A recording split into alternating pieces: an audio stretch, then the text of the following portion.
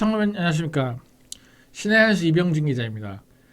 자, 오늘 유창훈 판사의 이 말도 안 되는 판결에 대해서 지금 난리가 났어요. 다들 지금 굉장히 좀 분노를 표출을 하고 계신 상황인데, 검찰도 입장을 한 번이 아니라 지금 연달아서 내면서 유창훈 판사에 완전히 지금 맹공을 가하고 있는데, 굉장히 좀 이례적인 사례라고 할 수 있죠. 자, 검찰 칼 쥐어줘야만 지시인가? 이재명 영장 기각 반발. 그러니까 이게 이제 비유죠. 칼을 쥐어줘가지고 찌르라고 해야만 그게 살해 지시냐. 자, 법원의 이재명 구속영장 기각 결정을 두고 검찰 수사팀이 사법에 정치적 고려가 있는 거 아닌가 우려된다. 그렇게 밝혔습니다. 서울중앙지검 관계자는 오늘 기자들과 만난 자리에서 이재명 구속 여부에 대한 법원과 검찰 간 견해 차이를 수긍하기 어렵다면서 이같이 말을 했는데요. 유창훈 판사는 백현동 의혹의 경우 이재명의 지위와 관련 결재 문건, 관련자들의 진술 등을 종합하면은 성남도시개발공사의 백현동 사업 참여 배제에 이재명이 관여했다고 볼 만한 상당한 의심이 있다면서도 직접 증거 자체는 부족하다고 지적을 했습니다. 이에 대해 중앙지검 관계자는 법원의 판단은 기각 결론에 맞춘 수사적 표현으로 보고 있다. 더욱이 정당의 현직 대표로서 공적 감시와 비판의 대상인 점을 증거인멸, 배척 근거로 삼았는데 수사팀이 이를 도저히 받아들이기 어렵다. 사법에 정치적 고려가 있는 것이 아닌가 생각한다고 말을 했다고 합니다. 자, 그러니까 결국에는 결론은 이미 정해져 있었다는 거예요. 결론은. 이 유창훈이가 이미 기각이라는 결론을 내려놓고 그 결론에 맞춰서 논리를 만들어내다 보니까 결국엔 이런 궁색한 궤변이 나올 수밖에 없는 거죠. 왜? 기각이라는 결론 자체가 논리적으로 말이 안 되니까. 그러니까 이거는 판사가 아니에요. 이 유창훈 씨는 판사 취급해주면 안 됩니다. 판사가 무슨 결론을 미리 내려놓고 거기에 논리를 끼워 맞추냐고. 아니, 지금 검찰도 그렇게 보고 있고 국민들도 그렇게 보고 있는 거 아니겠습니까? 물론 자기 딴으로는 합리적인 어떤 그 과정에 있어서 결론에 도달을 했다. 이렇게 얘기를 하겠지만 누가 봐도 이 모순적인 게 너무 많잖아. 자, 검찰은 신문에서 제시한 담당 공무원 진술과 관련 공문이 직접 증거로 인정되지 않은 것이 납득되지 않는다는 취지에서 이제 얘기를 했다고 하는데요. 신문 중 재판부가 이재명에게 공사가 사업에서 빠지게 된 것을 인식했냐고 물었고 이재명이 답변하지 못한 걸로 안다. 이렇게 얘기를 했는데, 자, 이게 무슨 말이냐면은 백현동 사업에서 성남도시개발공사의 백현동 사업 참여 배제, 여기에 이재명이 관여를 했냐, 이게 핵심이잖아요. 그러니까 이제 물어본 겁니다. 유창훈이 이재명한테, 야, 너 공사가 성남도시개발공사가 백현동 사업에서 배제된 거 알고 있었냐? 물어보면은 이재명이 떳떳하면 뭐라고 해야 됩니까? 나는 몰랐다. 나는 이런 이유로 몰랐다. 당당하게 얘기를 해야 되잖아요. 근데 답변을 하지 못했다는 거예요. 여기서 게임이 끝난 거 아닙니까?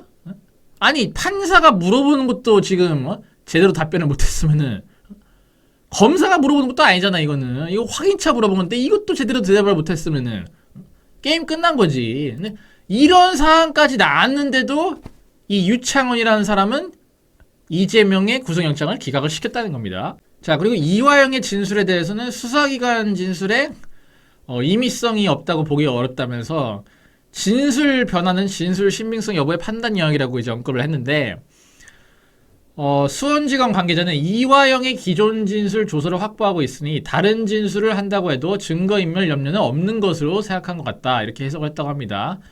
그러면서 개정 형사소송법은 내용 부인이 문제가 된다. 증거인멸 부분에서 재판부가 이 사안을 다룬 것은 이해하기 어렵다. 개정 형사소송법을 착각한 것이 아닌가 생각된다. 야, 이게 얼마나 쪽팔린 일입니까? 지금 검찰이 뭐라고 있는 거예요? 판사가 지금 법을 헷갈렸다는 거 아니야, 판사가. 이미 기존 진술을 진술을 이제 작성한 조서를 갖고 있으니까 다른 진술을 한다고 해서 그 기존에 갖고 있는 조서가 없어지는 게 아니지 않냐. 그러니까 증거인멸의 염려가 없다. 이렇게 지금 판사가 얘기를 한 건데, 그게 아니라는 거죠. 개정 형사소송법상은 기존에 진술을 했던 내용을 부인을 하면은 그것 자체가 증거인멸의 우려가 있는 것으로 판단을 한다는 거예요. 그러니까 법이 개정됐는데 지금 이 유창훈은 이 법이 개정된 것도 모르고 지금 판결을 내렸다는 게 이제 검찰의 시각입니다. 제가 봐도 이렇게 보여요. 아니 애초에 뭐 이걸 실제로 헷갈렸는지 아니면 몰랐는지 아니면 뭐 알고 있었는데 그냥 무시한 건지 모르겠는데 애초에 지가 그냥 말도 안 되는 정치적 판결을 내리니까 이 요런 말도 안 되는 판사가 하기에는 정말 있을 수가 없는 재판장에서는 나올 수가 없는 이런 실수까지 나온 거 아니겠습니까?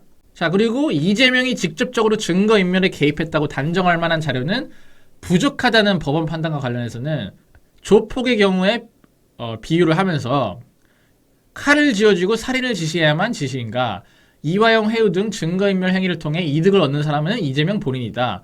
정치적 사회적 지위가 높을수록 구속이 어려운 거 아닌가 생각한다. 그러니까 칼을 쥐어주고 야 너 죽여 이래야만 살인 지시가 아니잖아요. 이화영한테 어쨌든 회유가 들어간 거 팩트 아니겠습니까? 그거는 이 유창훈 씨 당신도 인정을 한 거잖아. 그걸로 인해서 이득을 얻는 사람이 누구야? 이재명이죠. 그러면 당연히 거기에서 그 회유를 지시하는 사람이 누구겠어? 애초에 윗선에서 지시를 했다고 불었잖아. 그 녹취에서. 근데 이것도 웃기는 게 유창훈이 이 쌍방울에 대해서도 물어봤대요. 이재명한테.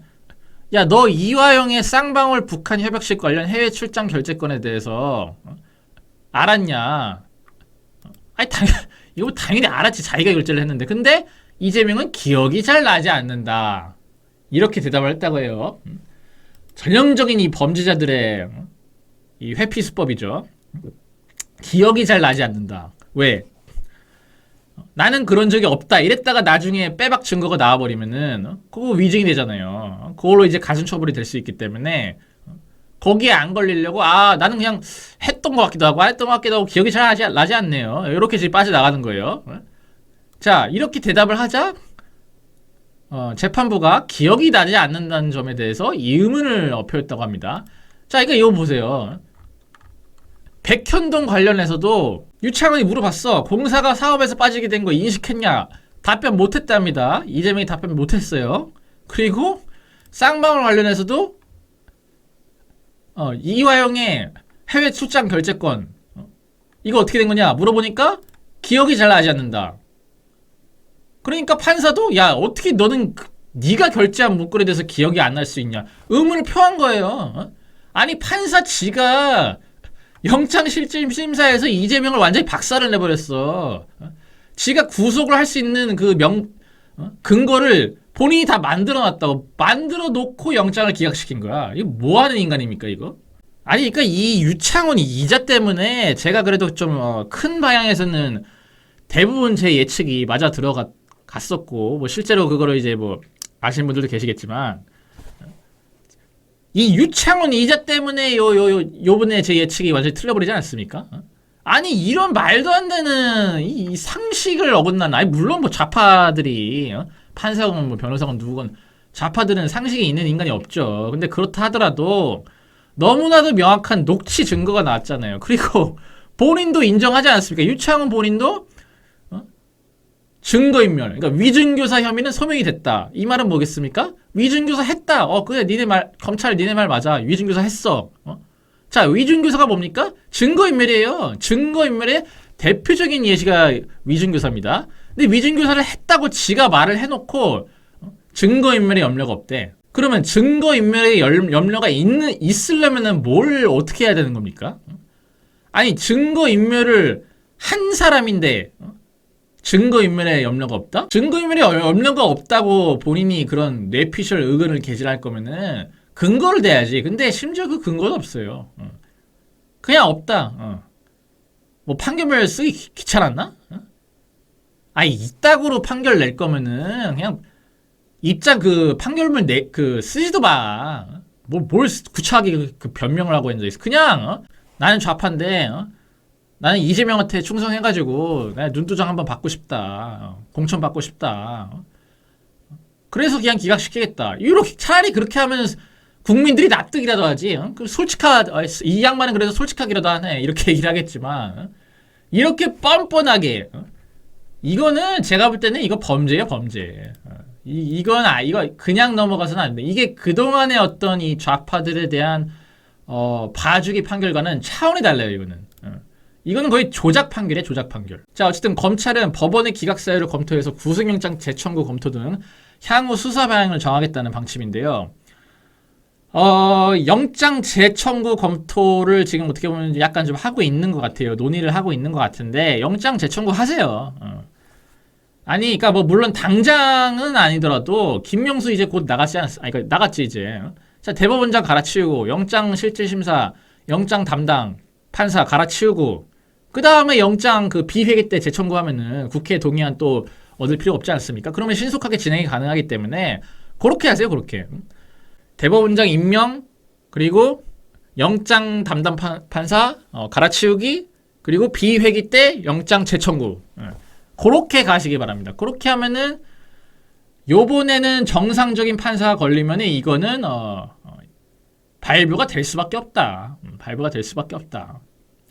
자, 이제 시작입니다. 이재명과의 전쟁, 이재명을 잡아들이는 이 전쟁은 이제 시작이 이제 시작. 그러니까 여러분들 너무 기웃지 마세요. 승자는 우리입니다. 지금 누가 집권하고 있습니까? 우리 보수가 집권하고 있죠. 아니, 개딸들 누가 보면 뭐 이재명이 대통령 된 줄 알겠어. 우리가 승자고 개딸들 니네가 패자라고. 그러니까 주제 파악하고 너무 신나하지 마. 어차피 조만간에 조만간. 시간 문제야.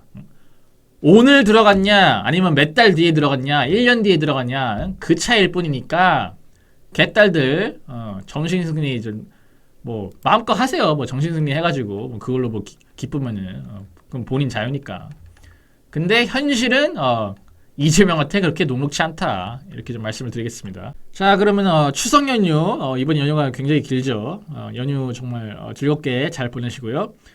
저는 그러면 또 다음 주에 다시 찾아뵐 수 있도록 하겠습니다. 네, 시청해주신 여러분 대단히 감사합니다.